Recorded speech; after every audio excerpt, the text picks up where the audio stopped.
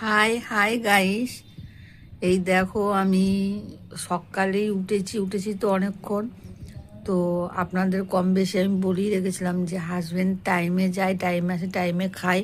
আমি এখনও মাথা পর্যন্ত আজাইনি, তাড়াহুড়ো করে ওকে ব্রেকফাস্ট বানিয়ে দিয়েছি। বানিয়ে বলতে ঘরেতেই কেক বানিয়েছিলাম, তো সেটাই শেয়ার করছি। মানে শেয়ার করছি বলতে বানানোটা তার শেয়ার করতে পারিনি।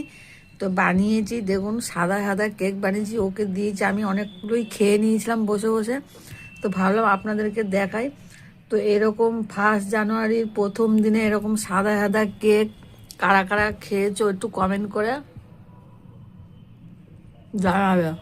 দেখো আমি ঘরেতেই কেক বানিয়েছি। তো ও খেয়ে গেছে, ও 2 পিস খেয়েছে চায়ের সাথে, আর গরম ভাত খেয়ে গেছে।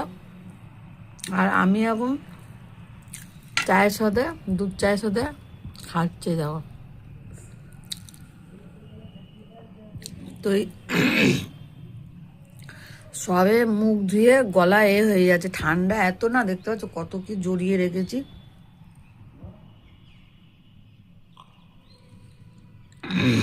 চাটাই শুধু গলাতে ছ্যাঁক নিতে ভালো লাগছে, এত ঠান্ডা। তাড়াহুড়ো করে মাথা ফাতা কিছু যায়নি, মুখটা ধুয়ে চা ঠান্ডা যাবে বলে চা খেতে বসে গেছি।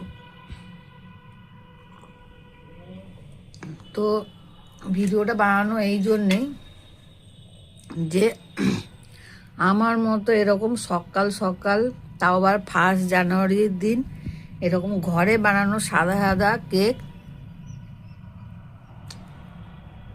কে কে খাচ্ছ। দোকানের কেক তো অনেকেই খেয়েছো, খাচ্ছ, জানি, কিন্তু দোকানের কেক আর ঘরের কেকের মধ্যে অনেক ফারাক আছে, ঠিক আছে। তাও আবার এমন একটা দিনে। তা তোমরা যদি না বানিয়ে থাকো তো তোমাদেরকে অনুরোধ করব, অবশ্যই দোকানের কেক না কিনে, খুবই ইজি বানানো, ঠিক আছে। ঘরে বানাও, বাচ্চা কাচ্চাকে খাওয়াও, নিজের হাজবেন্ডকে খাওয়াও, যেমনটা আমি খাওয়ালাম। এরকম করে অল্প খরচে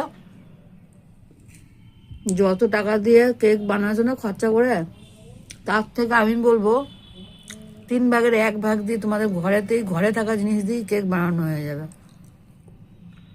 আমাদের ঘরে তো এনি টাইম যারা রুটি খায়, রুটি খায় না এমন মানুষ খুঁজে পাওয়া মুশকিল শীতের সময়। আটা, ময়দা, সুজি সব